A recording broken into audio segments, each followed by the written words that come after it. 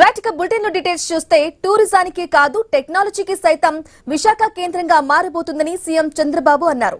IT కేంద్రంగా అవతరిస్తోందని చెప్పారు. ఇక భారత్ లో కాగ్నిజెంట్ కు 5 సెంటర్లు ఉన్నాయని, విశాఖపట్నం బిగ్గెస్ట్ కావాలని చంద్రబాబు ఆకాంక్షించారు. హైదరాబాద్ సెంటర్ లో 75,000 మంది పనిచేస్తున్నారని తెలిపారు. గ్లోబల్ సమ్మిట్ లో 613 ఎంఓయూలు చేసుకున్నామని చెప్పారు. అందులో భాగంగానే విశాఖలో 8 సంస్థలకు శంకుస్థాపనలు చేసినట్లు చంద్రబాబు తెలిపారు. ఇక భోగాపురం ఎయిర్పోర్టు, మెట్రో రైలు వంటివి త్వరలో రాబోతున్నాయని చెప్పారు.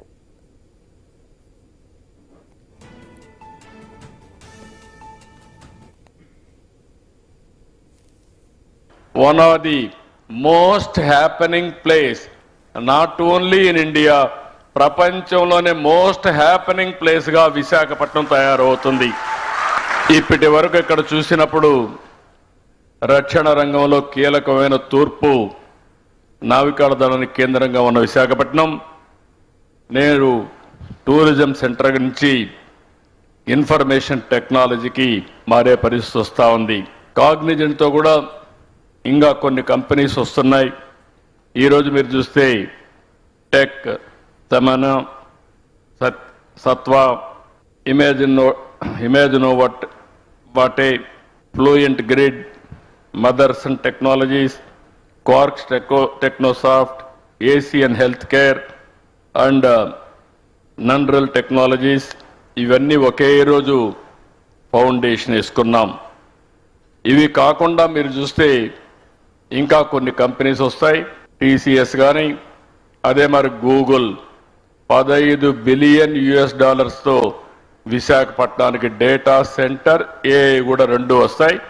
ఇవన్నీ వచ్చిన తర్వాత మీరు విశాఖపట్నాన్ని నెక్స్ట్ లెవెల్కి తీసుకుపోతామని చెప్పి కూడా నేను మీకు తెలియజేస్తున్నా. ఇక విశాఖలో కాగ్నిజెంట్ భవనానికి చంద్రబాబు శంకుస్థాపన చేశారు. 25,000 మంది పనిచేసేలా ఆధునిక వసతులతో క్యాంపస్ నిర్మాణం జరగనుంది. మొత్తం 1,583 కోట్ల రూపాయల పెట్టుబడితో 2023 నాటికి 3 దశల్లో కాగ్నిజెంట్ క్యాంపస్ పూర్తి చేస్తారు.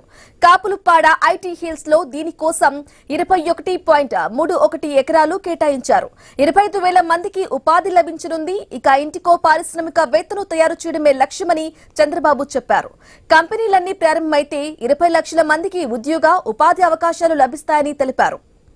ఇక కాగ్నిజెంట్ పెట్టుబడులతో ఉపాధి అవకాశాలు మెరుగవుతాయని మంత్రి లోకేష్ తెలిపారు. ఐటీ సంస్థల పెట్టుబడులతో విశాఖకు మరింత వెలుగు వచ్చిందన్నారు.